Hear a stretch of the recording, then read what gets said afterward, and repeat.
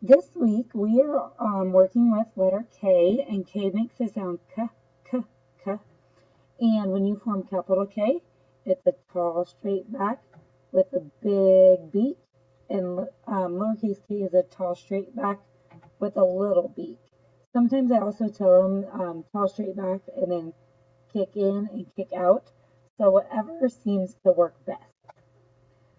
Homework options, make sure you choose an option for capital K and an option for lowercase k, or they can choose an option on their own that they really enjoy, and then send it to me through Dojo.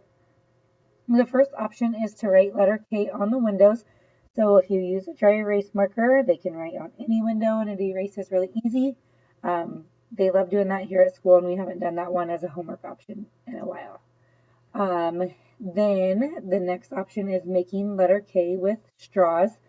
So when we do this at school, I just buy a bunch of the plastic straws. You can get like 100 of them for $1, and I cut them into different sizes, and so they have a big pile of them, and so they can form capital K or lowercase k with straws. Um, then they can go on a letter K hunt. So you can write capital lowercase k on some sticky notes and hide them around the house, or they can just look at the print that's around your house on books, magazines, pictures, toys, things like that, and see if they can find letter K. And then the last option is always our handwriting page.